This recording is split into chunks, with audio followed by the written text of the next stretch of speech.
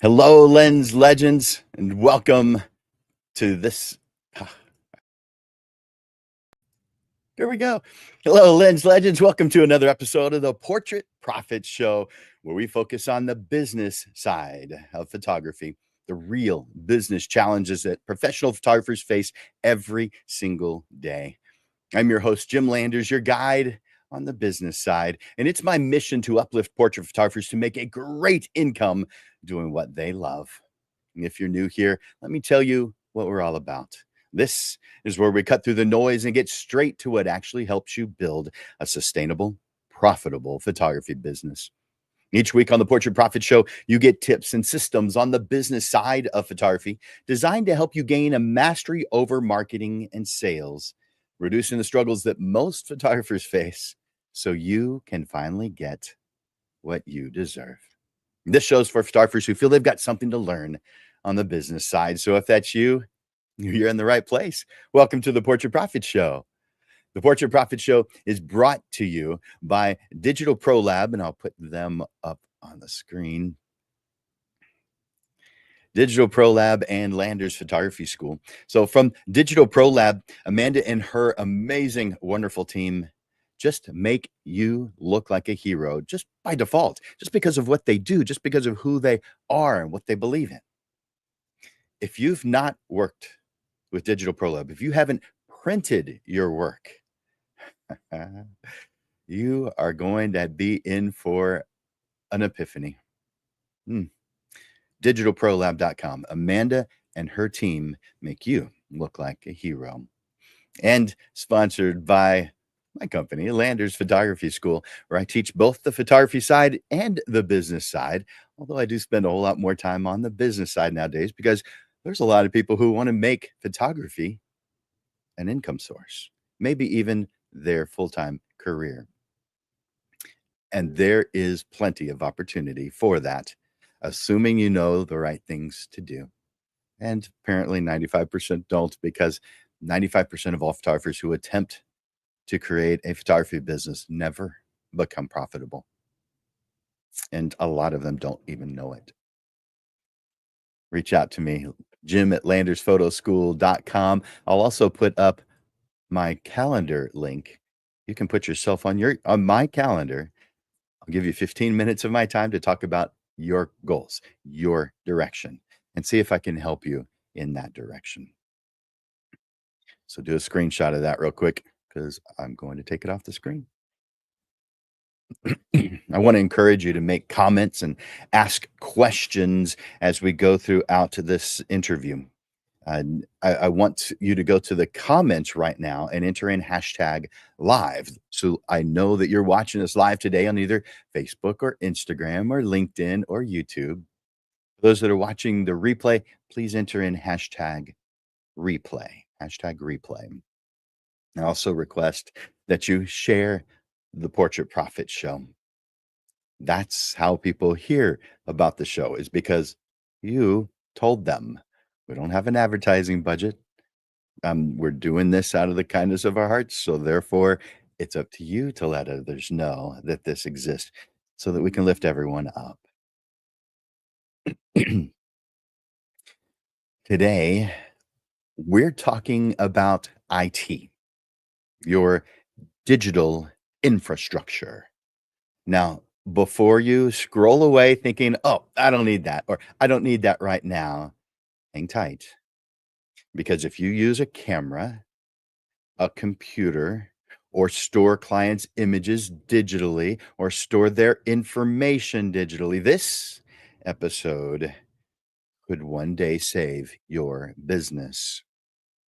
You wouldn't dream of handing your clients unedited proofs and calling it done. But many photographers are doing just about that with their business systems, leaving things unfinished, unprotected, and honestly vulnerable. That's where today's guest comes in. And so I want to bring in Russ Mitchell to the screen. Hey, Russ, how's it going today? It's doing pretty well, Jim. I appreciate the opportunity to be here today and go over these some important topics with you. Well, I sure do appreciate you being here. You guys, Russ is the CEO of Modern Managed IT. He and his team specialize in helping small businesses eliminate tech headaches, protect their data, and set up systems that are simple, secure, and scalable. Russ has decades of experience working with companies from startup to enterprise level operations. He especially knows the risks small business owners face, and more importantly, he knows how to fix them without all the jargon, without any extra cost, no overwhelm because he takes care of all that. So we're pulling back the curtain on what IT support should actually look like for photography businesses. And by the end of this episode, you'll know the exact steps that you can take to secure your business and your peace of mind. So stick around because this is not about tech. This is about protecting your work, your clients, and your future. All right. So, Russ, before we talk IT, I'd love for our audience to get to know you a little bit. So, could you tell us a little bit about yourself, where maybe you grew up or what led you to where you are today? Yeah, so I'm originally from Northern California. So spent about half my life there so far, and the other half is here in Texas, kind of in the triangle, Austin, San Antonio. But essentially, I started out with IT and computers back in the early 90s when I first got exposed to them. And by the end of the 90s, right before 2000, I started getting into websites and web development and infrastructure. And that's kind of what led me to doing data centers and really getting into the actual framework, the infrastructure, what businesses actually operate on in today's world. So it's been a long journey. Um, Now we have Modern Managed IT where we effectively focus on those small businesses and medium businesses. But I take all the experience from me and my team that we've worked with over the years and deliver it to the small business or solopreneurs to get them that sort of level of experience rather on the enterprise side. Makes sense. So, was it while you were doing the websites, or was it prior to that where you kind of felt like IT was the direction you wanted to go? Yeah, it's probably the early I don't know, just as I became a teenager, we had our family computer store in Sacramento, and we had taken that over, and I started working there, and just with individual people with computers, and then we started getting into servers with larger companies in Sacramento. So that's what kind of exposed me first to get along that line, and never looked back. We just kept going that way and got into infrastructure. So Got it. it's been a long path, but yeah, I'd say since about 8 or 9 years old, I've been doing computers and IT. Wow, it's a part of you. Yeah. Love that. Can you tell us a little bit about your family? And I'm also curious what they think about what you do. Yeah. So my family, we have 3 kids. My wife and I, we've been together about 20 years. And, our family, um, I'd say my oldest son actually works here at the company now. I had him start with us back in December. So as far as what the family thinks and what I do, they've seen it firsthand for their entire lives. So it's um it's been it's been an interesting path to see the growth that we've had, in as a family, and then their exposure to technology has brought them up along the same way, or same path rather. So yeah. Interesting. So, how about modern managed IT? So, is there a story behind why you specifically started that, or what inspired you to start that? Yeah, so I actually didn't start the company, but Brett Pyatt, our chairman and the original founder of the idea Modern Managed IT, actually started back in about 2018 inside of Jungle Disk. And Jungle Disk was a data backup company, which is one of the topics that kind of is interesting that we're having this conversation because we were birthed out of a data backup company where the understanding of the importance of that sort of thing kind of built the framework for us to continue this company and spin it out of Jungle Disk and into its own thing for doing managed IT. Um, we started officially spinning out the company in 2020, right at the peak and start of COVID. So September 2020, we came back from California to San Antonio, and we kind of got our second half of life back here in Texas again. Well, I'm glad you're back here in Texas. Yeah. For those of you who are new, who may not be in San Antonio area, I guess I should share. I'm from San Antonio, Texas. Russ is right here in San Antonio, Texas. So I've got, before I get to the serious stuff, um, is there something that you can, something, this is a silly question. Is there something about you that most people wouldn't know? Maybe a hidden talent, a hobby, an interesting skill?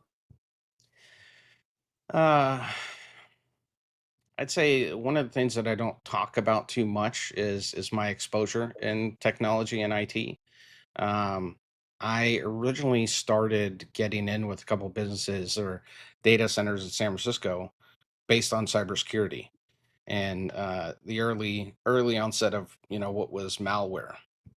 Yeah, So viruses have been around forever, but malware was one of those things that was just starting to become big, and it was global, global impact, and it was hitting the individual people, not necessarily businesses, but individuals. If they ended up getting, into a business where they had some sort of exploit or exposure, great. It allowed them to affect more people there, but primarily it targeted individuals. So having having been kind of exposed to that cybersecurity side of things, I've been doing cybersecurity now and keeping that in the background more or less in the back room for 25 years now. But the early onset of these things, that's essentially where I got my teeth and or cut my teeth rather and got into the business. that's interesting. Yeah. So now that we've gotten to know you a little bit, here's some behind the scenes stuff. Let's talk about something photographers don't think about enough: IT. So as creative professionals, photographers we're focused on making beautiful photographs, working with our clients and and enjoying that. And a whole lot less of our time and attention is spent on managing our tech. So what are some of the biggest IT challenges that you're seeing small business owners, especially maybe us as photographers, struggling with? Yeah, I'd say one of the biggest things is the dismissal or lack of understanding around cybersecurity. Cybersecurity isn't just something like the antivirus or malware protection. It's really about the layered approach to everything. You can't just have antivirus and can't have endpoint security. You have to cover everything. You have to cover backups in your cloud and not just having one cloud storage provider like say a Dropbox or iCloud or OneDrive. You have to have multiple. You can't just rely on one. And if you start to look into those sorts of things from those providers and their policies, they may not actually be providing guarantees or assurances for you to save your data. They could end up deleting it accidentally, and you have no recourse. There's no backups from them. So the backups and cloud storage providers is one of the biggest things that is discounted along cybersecurity. But you have to take a layered approach to everything. It can't just be one piece like a backup on a NAS or anything like that. You have to approach it and take care of it in a multi-layered approach. Two cloud options? That's the first I've heard of that. Yeah. So I've got backup here on my NAS, Hmm. then cloud. I still need a second cloud if I'm gonna be doing it right, if I'm gonna be making sure, or is the NAS and cloud an ideal combination? Well, one of the things that you'll see is when you have one cloud provider, right? If you have a NAS like a Synology, you can put that out to something like a service like Wasabi. Wasabi is a hot, data storage for backups, and essentially they run off of Amazon, their AWS. So when you have a NAS, you can have that thing backing up to two or three or four or five different locations. It doesn't really matter. But when you have a single copy of whatever that is out there in the cloud, there's no assurances that that's going to remain. And if your, local copy that you have there on your NAS gets broken or you encounter ransomware, um, those copies that are out there on the cloud may take you days to get back because you have to download all of them back to your systems.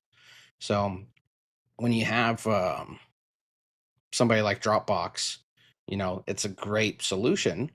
But what happens if they suddenly just shut down your account or accidentally delete your data? Yeah. You have no recourse. So you can't just rely on one Okay. or two copies. Essentially, you have to ensure that you're taking that multi-layered approach to it. Okay. Very good. Thanks for sharing that. So, photographers, we've got a lot of photographs. We're spending years building portfolios. The idea of losing our work due to a tech failure is something that kind of crosses our mind, and we see it as potential. We definitely see it as scary to lose all of our images. Would I don't know, our heart would sink to the ground. So, what are some simple steps photographers should take today to prevent problems? Is the NAS the good local solution? Is just on the hard drive? I know a lot of photographers just keep it on their cards. They just don't delete their memory cards. I don't think that's a viable solution. What do you think we should be doing? Yeah, I think one of the biggest things is just maintain your technology. Don't rely on something that may be antiquated, because it's been working for you for years and years, like the old MacBook. Generally, in a lot of those areas, I've worked with photographers in the past where they have some system like an old MacBook from 2015 that they've operated their business and do their life off of. And the software that they're working with is also from 2015. So they haven't, come up to a more modern software that's available. And that produces complication because when that system does fail, they can't go get a copy of what that software was from 2015 and reinstall it and continue working as if nothing happened. So this is where keeping your technology and your software up to date and working with the new modern tools is it's seriously important for everybody. Um, when you have those complications, even if you have the software, maybe you don't have any serial or key to install that software again, and the company that made it, they're not going to help you because you're on the old software. They don't have any support for it. So it promotes a lot of complication for you when that situation or that incident finally does happen, and it could literally grind your business to a halt or could put you out of business. Yeah, that would be scary. Yeah. So, Lens Legends, if you're enjoying this, if you're getting something out of this, will you do me a favor? Go over to the comment section and just tell us. Say something. It could be as simple as "Yes, this is good," or "Thanks, Russ." But just interact with us some way, or at least hit that like button or hit that love button. Let us know that you're watching and you're getting something out of this. I wanted to talk about uh, cybersecurity and protecting clients and business. So, in a photography business, client trust is in every way important. So portrait photographers handle sensitive client data, names, addresses, payment information, not to mention the images themselves. So what security measures, what should we be thinking about? Just kind of lay it out step by step. What should we think of first? What things should we not to forget about or just know? So what security measures should photographers have in place to protect their businesses, but not just their business, but their clients' information? Yeah, I'd say the biggest or easiest approach is get a password manager like 1Password. Use the secure passwords and use two-factor authentication or multi-factor authentication on everything. If whatever your system is supporting having two-factor, or if they don't, maybe find another provider for whatever that solution is.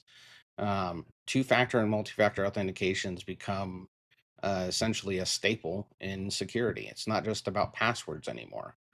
Um, the idea of passkeys coming in more modern systems for security instead of just in email and password login. Now you can utilize passkeys, which are essentially like encryption keys or tokens to access those sorts of platforms and software. So never reuse your passwords across different sites or environments, and always ensure that it's a secure password. And a secure password could be, broken up among a sentence with different words or letters, adding in different characters from your keyboard, the special characters, with your numbers, doing the stars or asterisk or anything like that inside your password makes it that much harder to crack. Um, but having a solution like 1Password will ensure that those passwords are all secure, and then they're monitored for exposure on the dark web. So if they do end up getting exposed, 1Password will alert you to it, almost immediately as soon as they hear about or find the password out there in the wild. So trusting, again, multi-layered approaches is really what you have to do in today's internet and technology world. Multi-layered approach. I mean, that makes sense. Um, it's kind of a pain, but we need to get through the pain to make sure that we don't have a problem. So I get that. It makes sense. But isn't it possible that if someone wanted to crack the code or break in, isn't there always a way if they're determined? I'd say that there is. Your password's a lot more likely to be exposed. But if you have a multi-factor authenticator or two-factor authentication on your account, Yeah, then they need that code that's refreshing itself every 30 seconds. And that code isn't isn't really easy or possible to get. right. Um, there are ways to bypass it, but in most situations, all of the attacks or somebody trying to get in your account is automated. It's just a robot trying to get in there. It's not a person. And when they do get access to it, then they come back with the actual person and do whatever they intended to do. But yeah, multi-factor stops, about 96% of those attacks. So it's So, a super easy way to add an extra layer of security. okay, that makes sense. So knowing that, um, I guess what we're heading more towards is, uh, what's that cliche about, 2 people running away from a bear? You don't have to all you have to be is faster than the next person, and you're fine. So, does that mean that our goal really more is to not be a soft target? Because if we make ourselves difficult to get to, whoever it is that's got these bots or whoever's doing individually, they're just going to avoid us because 'cause we're difficult. Well, I would say that they won't necessarily avoid you. They're out there for everybody. But one of the ways to ensure that you can protect yourself the most is to use um, not necessarily disposable email, but Apple's email hide service they have to where you can have a iCloud email that's generated randomly whenever you sign up for something. If you're using those sorts of things and that data gets exposed, they have no clue who you are because that email is basically going to Apple and then it's being forwarded to your actual email. So there's no way for people to understand or these attackers to try and piece together multiple accounts for one person because it's just like the password. It's a random email. Um, so that adds another again layer to ensure that your accounts or your identity essentially is safe. Okay. I think I've heard of that, but I'm not familiar with it. I have not taken advantage of that. Is that only for Apple, or is that available in other options as well? Yeah, Apple's the only one that has released a service for it, Okay. and on Apple devices on your iPhone and on the MacBook, using that service is like I said, it's definitely it can be kind of, I guess, problematic if you're not paying attention to what those emails were.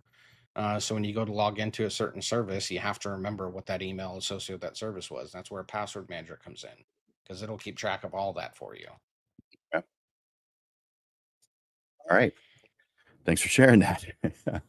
So we've all heard the stories about when there are these where things are cracked, where there's data breaches, where there's ransomware. A lot of photographers might think, well, they're only targeting the big fish, the whales. Is this true? Is how real is the risk for the normal? So the normal portrait photographer business is a mom and pop business. How real is the risk for businesses like us? Uh, Small business and individuals are actually targeted a lot more than the enterprise. You generally see a lot more small businesses being targeted for things like ransomware and the extortion Mm, versus a large enterprise, because the security measures in place at large enterprise are much higher than they are for the individual small business. the slower So person running away from the bear. yeah, essentially. Um, Great. but and from the bear analogy, when you're an enterprise, you have firewalls, you have big walls built up around your office or your servers or whatnot. So that bear doesn't ever actually get in to have any effect. The people essentially are the biggest risk to any small business or organization, um, regardless of what the size is. You could have 200,000 people working in a company, and one person that clicks an email for a phishing link or installs some malware can affect the entire company. Um, those sorts of risks are always discounted, so not it's not paid attention to. You know, Man. All right. So what's the biggest concern or maybe mistake that you see small businesses making when it comes to the stuff that we're talking about, cybersecurity? so one of the biggest mistakes and I guess the easiest things that kind of get dismissed is when you get one layer of security, like an antivirus or firewall at your router or your internet. You believe Yeah. that that's all you need. You believe that that's enough. You have to have that multi-layer approach to it, and you have to cover many areas. Firewalls and those sorts of services are great as far as security, but it's not the end solution. You have to have multiple layers across the base to keep yourself safe. Okay. So if someone's not done those kinds of things, maybe they have some uh, well, don't computers come with some level of virus on them already? Like if you get Windows, doesn't it have some kind of help in that direction, even if you don't install something else? Microsoft and Windows does have some out of the box type security solutions, but it's not really. I'm not going to say it's not good, but it doesn't protect in the same way that a provider, somebody like Bitdefender or anyone in the space would be doing. Their approach to it is when they see something on your computer, they can send an alert out to their SOC, their Security Operations Center, and understand what was actually related to that threat. And they can do more investigation. For us, our customers, we have a 24/7 SOC that's actually watching for all of these sorts of exploits on a given customer's computer. So while I'm sleeping at night, our security team can be aware and alerted to anything that's happening across our customer base. So it's That's again, it's not just interesting. that one piece of software on the computer that's trying to do protection. It's another layer out here in the cloud with our team to actually take care of things. Depending on the size of a company, should they just be doing all those things themselves, or should they be seeking out what it is that you're doing to help them out? Is there some level where it makes more sense to work with you, and some level where it makes more sense to do it themselves, or is it everyone is going to everyone really should be considering working with modern managed IT. I'd say that the technical experience of somebody or the exposure they've had with technology Yeah. definitely varies across the base. Uh, I would say the type of person or business who should be involved with an MSP or an IT company, um, pretty much any size. One person, two people, 200, 2,000. It doesn't really matter what the size is, but everybody should have someone else that is helping keep track and keep that technology that they're using in check, essentially keep it up to date, make sure that they're aware of what's happening in the industry. The exposure and threats is only growing every day, and unless you just rely on news to keep up all your knowledge and awareness, there's a lot of stuff that isn't published that's held in the background that security companies and IT specifically stay aware of. Yeah. Man, there's a lot of variables. I guess that's part of the reason we should be not trying to do it ourselves. We've got enough things to worry about in our own business. Yeah, that's one of the main points that we actually got this company started for was you do business very well. You know your business. You need to do your business. You can't do IT too. You can't be great at both things. That makes a lot of sense. You know, we generally photographers start off as just one person. Now we may grow, and we may bring on an assistant. There may be outsourcing of certain parts of the job, and we may open an office or a studio. Should we be concerned about setting up that IT infrastructure in a way that is mindful of future growth of our business? Yeah, future proofing is one of the things that when you're involved with an MSP or a technology, management company, they look for those things. They try and future proof your business so that when you make an investment in something like a NAS, you have an opportunity to grow that NAS. You can expand and add more data. Um, but ensuring that you have those sorts of capabilities, everyday people generally don't think about those sorts of things. They just think that, if you go to Costco and you get a 4 terabyte NAS or an 8 terabyte NAS or even external hard drive, that's good enough. They don't think about the cloud and offsite backups and copies of the data. They don't think about those sorts of things. And that's where you start running into problems.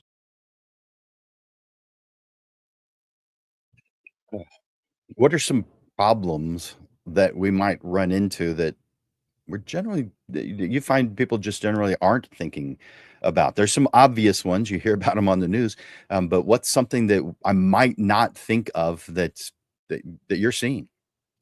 Well, one of the things that I've seen more often than not is when you're editing your photos and you're making edits to different documents or whatnot, Yeah, revision control, having copies of every edit that you've done generally is not possible. It's not thought of. If you think about a NAS and you're working on that one copy of the data, if you end up deleting it or corrupt it or cause some sort of complication with it, you lost it. Like you don't have it anymore. If you don't have the multiple layers around it, you could end up losing a good amount of data where it could have been avoided. see that. So we mentioned a little bit ago that we like working on our we like we creatives like the creative side much more than we like the business side of our business, and we definitely would put the IT stuff on the business side. It wouldn't be on the photography side, but is there some kind of a uh, something that we are doing that maybe is not enough, or is there a tech solution that photographers might not be using but absolutely should, or is there something that we're doing that you mentioned just getting uh, an antivirus program that we're thinking, well, that's good enough, or maybe that's all we know, and so we think, check, we've accomplished that. What variables should we be thinking about, or should we go back to that's not our business? reach out to Russ and have him look at your company, and he can tell you what it is you should be thinking about. Well, I guess to put it in a different light, photographers, when you have these high end cameras, you have these high end lenses. You don't just throw those lenses into a bag or a plastic bag from the grocery store. You Be buy custom careful. cases and proper, Hmm. carrying equipment for all That's that right. stuff. You have to consider the same thing for your technology. You have to have those protections around everything.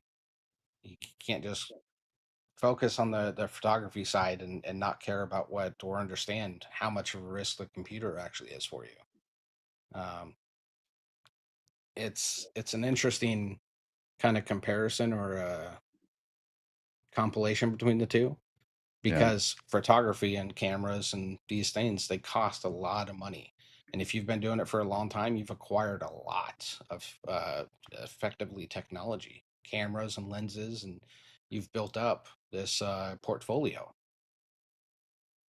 On the computer side, the technology side, you need to do the same thing. You need to maintain the same aspect of it. um, And there's a lot of things to think about. You know, when someone is a small business, a one-person show, especially when they've only been doing it for a short period of time, a year or two, they may uh, they're thinking, well, yeah, this is important, but I can't afford it, so therefore it's kind of in the luxury category. When I can afford it, I will take care of it. mm. What is wrong with that way of thinking, and how can we get past that so that we aren't putting ourselves in a vulnerable position? Not intending to, of course, but we're feeling like, well, I can't afford that yet, but when I can, then I'll take care of it. Yeah, from a cost or I guess an expense of what security and technology needs to be. Uh, the cost factor is always a concern for everybody. You Yeah. always have to take it into account. But what's the cost if your camera broke? Do you have warranty coverage on that? If it's something that's older technology that takes great photos, you're not ever going to get that again. So in the sense of computers and technology, that's much easier and cheaper to maintain and keep up security, especially than it is to maintain a camera or a piece of equipment you're using as a normal, solution. Um, the cost of those sorts of things with security is cheap in comparison to what the risk is of not having it. Because if you have that sort of exposure, and you have that sort of complication or problem with your technology or computers, um, those risks, yeah, you won't think that it's too expensive when something actually happens. That's the truth. I think most of us are good about getting business insurance. Um, but we really should be thinking about this in the exact same way. We know that business insurance is important. This is exactly the same thing. This is business insurance. It's not insurance specifically, but it's kind of doing that same role as far as where our vulnerabilities lie. Hmm. Yeah, what I would suggest is look into cybersecurity insurance. The cybersecurity insurance providers generally have what they call a questionnaire to cover all the bases of security Yeah, and all the layers. yeah. And if you want to understand how much you might be lacking or what sort of risk is actually there, if you just go through that questionnaire, that checklist, you'll see how many areas that you should be covering. And again, when you have the multi-layer idea, you might be covering one or two. And then if you were to get cybersecurity insurance, your policy premiums could be 10, 20x what they would be. If you just had proper protection, it'd be very, very inexpensive. But again, when you actually have to come out to pay for the risk or the solution, it's much, much more costly than the preventative measures you can put in place today. Yeah, yeah, that's absolutely true. That's absolutely true. All right, so I'm curious if you've got maybe a story that you can share where you've helped some small business overcome some challenge, some difficulty. Just share a real life, a real world impact, a success story that you have been involved with. Yeah, so small business back in California, it was an automotive shop, and I've been working with them for 20, 25 years now. And they had originally a friend of a friend who knew computers and knew technology and worked for IBM at one time. And he'd basically come in every few weeks and, you know, dust out the computers with compressed air and clean up and run a file scan and do those sorts of things. Uh, and as technology started to grow, it started to get better and more resilient. They didn't upgrade computers. So we ended up getting some computers, got them to invest in new computers rather, and we used server hardware for their entire office from a provider rather server hardware. And those computers ran and stayed updated, and actually they're still in operation today. Um, they're about 15 years old. And for their business and their applications, it continued to operate without any complication. Because we maintained the software properly and kept the security up. Um, Never encountered viruses, never encountered malware, never encountered ransomware because the proper protections are put in place. So when you think about the idea of cost, that small investment that you're making in cybersecurity can last you decades, especially with technology as well. You invest in proper technology, something that's future proofing that somebody like me or an MSP or a technology provider can, guide you on. The investment pays for itself because you're not replacing it in 5, 10 years. Makes sense. That definitely does. Hmm. All right. So if the only thing we're doing today is we have an antivirus program on our computer, what would you suggest the first thing we do as soon as the show ends to make sure that we are heading in the right direction? Would it be reach out to you? Would it be check to see which different things you have? Would it be a checklist of make sure everything that you have enter in your password has the two-factor or multi-factor what was it? Multi-factor authentication? Mhm. What's the first step that you would just give us, as we move forward with the new knowledge that we have about this? What I would say to do is if you don't have a password manager and you just remember, passwords, think about all the different websites that you might be reusing passwords and go change them. The old Excel spreadsheets that people used to store all their passwords in, even today, they're generally stored in Excel spreadsheets. Yeah, Well, when somebody compromises your computer and they get in there, or ransomware type things, they're looking for files called passwords. They're looking for things like taxes. They're looking for anything that relates to you and your identity. Um, think about where those passwords are being reused and make sure that you reset them, change them. And if whoever the provider is or the website is, if they support multi factor authentication, enable it. Go on your phone and get the Microsoft Authenticator or Google Authenticator and start using two-factor authentication everywhere. all right, awesome. Man, this has been kind of, an eye-opening conversation, and I appreciate you taking your time to break down this stuff in a way that's practical, actionable, and because you've given us so much information about when it comes to protecting and optimizing our businesses, and, there's probably some who are watching right now who want to know more about you and what you do. Can you share information about you and how they can find you? Yeah, if you look up modern managed IT on any of the social media networks, LinkedIn, Facebook, X, Instagram, um, we have profiles on all those, and you can reach out to us or modernmanageit.com. You can find all of our information there and the services we offer. And thinking about the idea of keeping up, we're rebranding our site here in the coming month or two. So there's always opportunity to continue conversation. Oh, did I spell that right? Yep. Okay, good. All right, yeah, so just do a screenshot of that, or it's short enough where you could probably remember it. Modern Managed IT.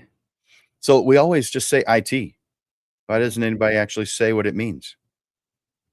The information technology. Yeah, is it just assumed everybody knows what it means? The idea of information technology has grown dramatically over the past 20 years. People believed that IT was just computers, and then you start to understand it's software and it's technology that's in your printers and your routers and your phones and all these pieces.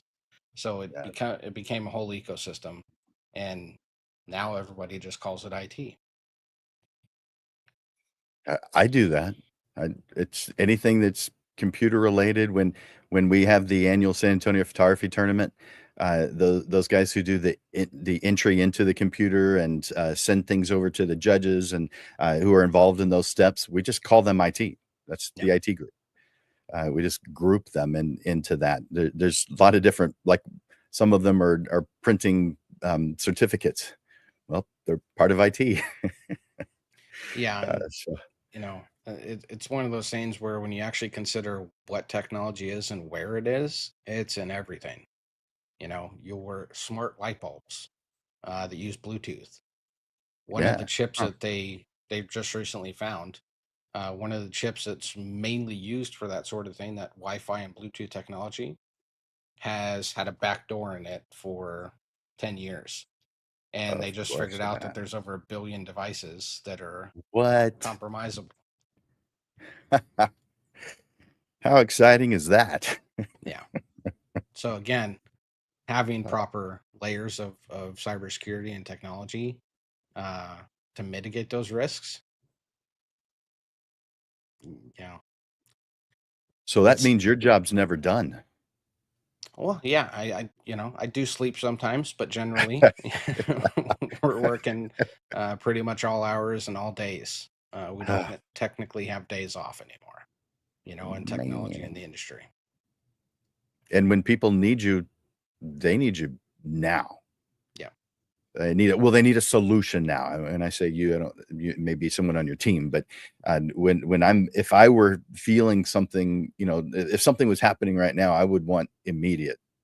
I would want a relief. I wouldn't want to feel that way anymore. And so I'd be calling with a little bit of concern in my voice. Yeah. So I'm sure Yeah. you get those. That's one of the things, the preventative measures that we can take Yeah. to prevent those sorts of risks and mitigate those risks is what, providers like us are here for. We intend and, to mitigate those risks and prevent you from having that headache in the first place. But man, Russ, you do a lot to help businesses. And it's clear that you know your stuff. It's clear you've been doing this a long time. So I appreciate that you're doing that. You're helping us out. So and thank you so much for sharing your time.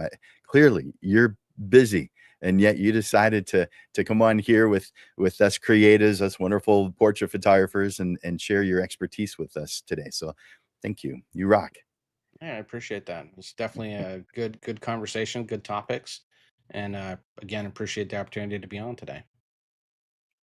Well, I look forward to the next time we get to visit. Thanks again. Appreciate you. All right. Thank you. Whew, man, Russ is a good guy. I mean, with well, today with the help of our guest Russ Mitchell, we've shined a light on something most photographers don't think much about. Now, it's not that it never crosses our mind, but it's certainly not top of mind. We've got other things we're worried about until we have to. Digital security is an important thing. As photographers, we focus on creativity, we focus on connection with our clients, delivering beautiful portraits. But behind all that, the galleries, the orders, the client trust, etc., there is a tech foundation that has to work. Now, it's got to work quietly, but it's got to work reliably. And Russ shared with us that digital security, well, it feels overwhelming, but it doesn't have to be. There's certain specific things that you need to be paying attention to. It's just it we just have to be intentional. It has to be part of the plan. Maybe even reach out to Russ at Modern Managed IT, because clearly he knows what he's talking about. And when you get that part right, the digital security, everything else is just going to run smoother, including your confidence, your client experience, your peace of mind. So, Lens Legends, if something in today's episode gave you ideas, clarity, or just made you pause and think, do me a favor and share the show, this episode especially, with a fellow photographer who could use the same wake up call, because protecting your business is protecting your art. So both matter. Next week, we're shifting our gears to, well, I'll tell you the title. It's The Truth About AI and the Future of Photography. More on that in just a moment, though, when I share the upcoming shows here in just a little bit. But for now, Russ, thank you for joining us and sharing your expertise. You are awesome. Now, I want to share with you a couple of announcements. For those of you who are here in the San Antonio area, I want to, and let me put this on the screen. I scrolled down too far. There we go. So I have a photo 101. Now this is a field trip version. So this is probably more on the photo walk side of things than it is photo 101, but it is made for those who are either just starting off or would appreciate or would benefit from a refresher, which in my opinion, we all could use a refresher of the basics every once in a while. So there's two versions of it. One is uh, 4 days beginning June 17th. You can see it on the screen right now. It's 1:30 in the afternoon. Each session is 2 hours. And so it's a Tuesday, Thursday for 2 weeks in a row beginning June 17th. And you can see the link there. You need to do a screenshot and type that in. Or just reach out to me, Jim, at landersphotoschool.com, and I can send you this information. And I suppose I could do, let's see,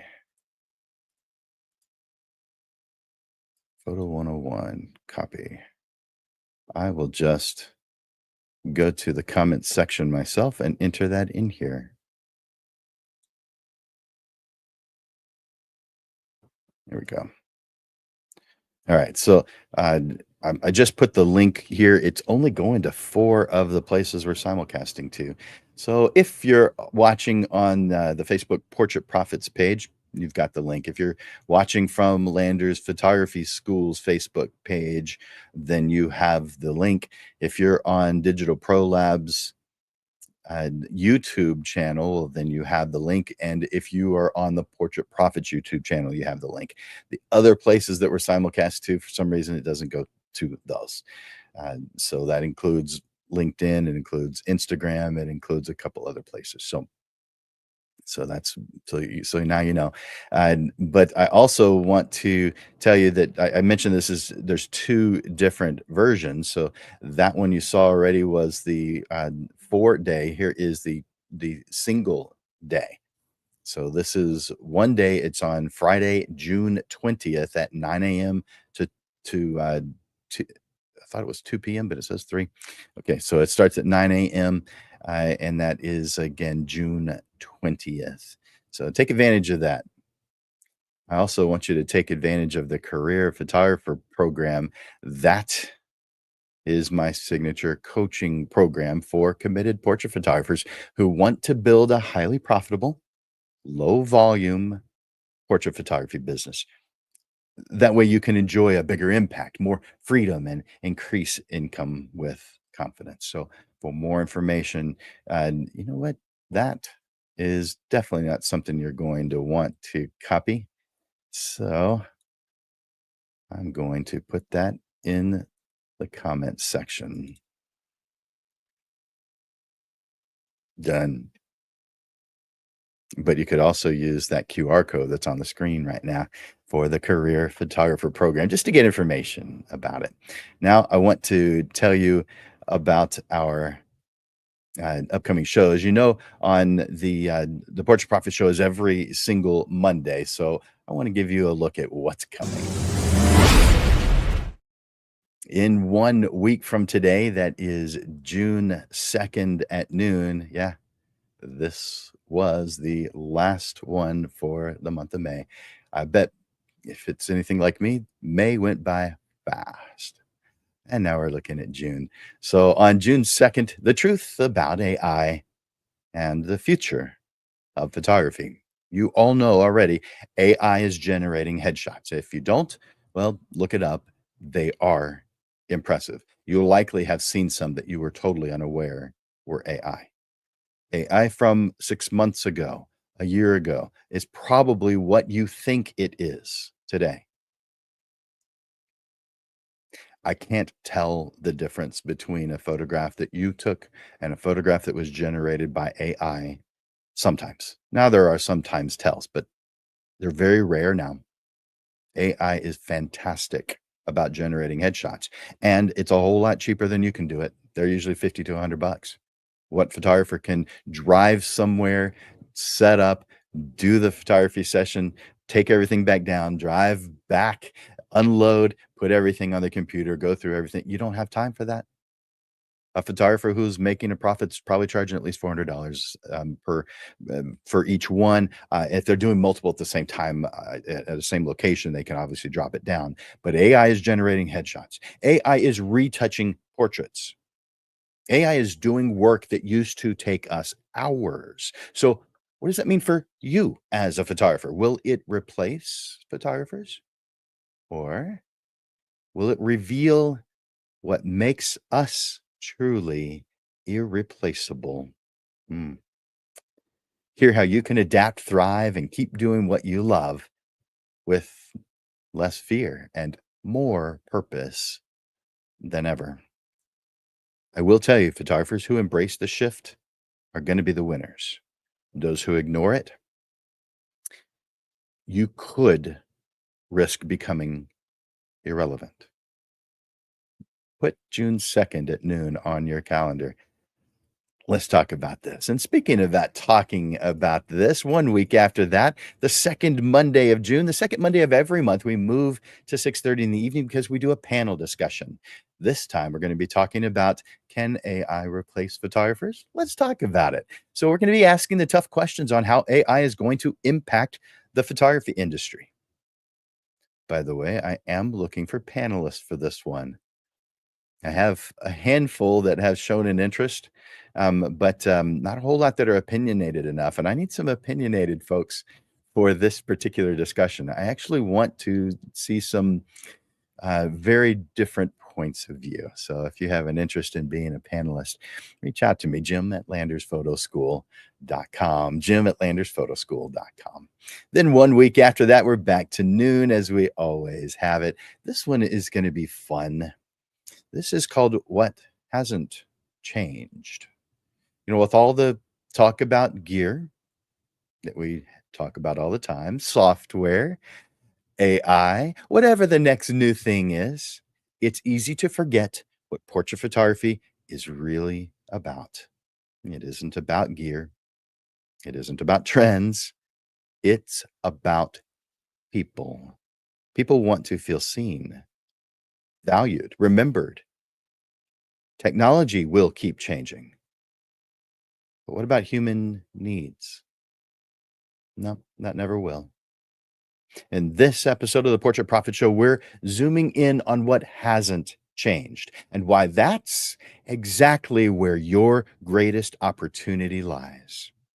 Put it on your calendar, June 16th at noon. 1 week after that, we're doing our next interview show, and this one is going to be with photographer Brianna Salinas. She's turned her love of photography into a successful business, and now she's opened her first studio.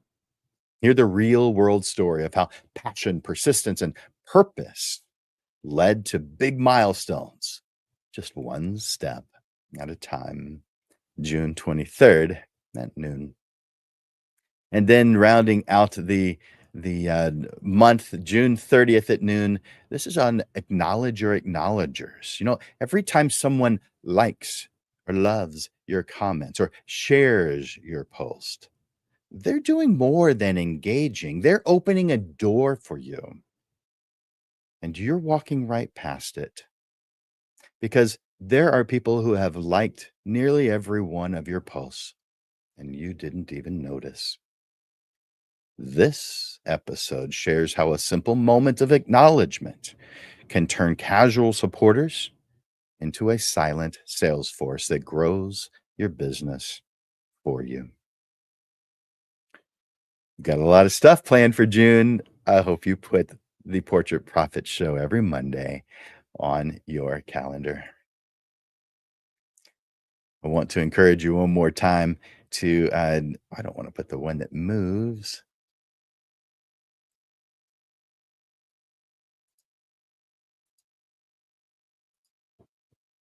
I'm going to put that up. There we go. I want to encourage you to take some time to put yourself on my schedule. And this is free. I don't charge anything for this. It is only 15 minutes, but you can get a lot done in 15 minutes if you're focused. So let's talk about you. Let's talk about your business. Let's move forward. You've been working hard, but not enough has been changing. And I'm not charging you anything for this. So you really don't have an excuse. Take advantage. Go to calendly.com/forward / photo school / 15MIN and put yourself on my calendar to talk about you and your business. I want to thank you for joining me today, Lens Legends. And once again, a special thank you to our guest, Russ Mitchell. Russ gave us an important reminder. Digital security isn't just about protecting your image files. It's about protecting your art, your clients' trust, and your peace of mind. If you found today's conversation helpful, check the comments for a link to connect with Russ and learn more about what modern managed IT can do for photographers like you. Go to modernmanagedit.com. Also, please like, share, and join us next Monday at noon for an episode you don't want to miss. We're talking about the truth about AI and the future of photography. AI is already generating headshots. You know it. It's doing portrait retouching. It's helping you to cull through your images with products like Filter Pixel. And it's doing tasks that used to take you hours. So we're going to talk about what that means for you as a portrait photographer. Until then, stay focused, stay intentional, and keep leading the way.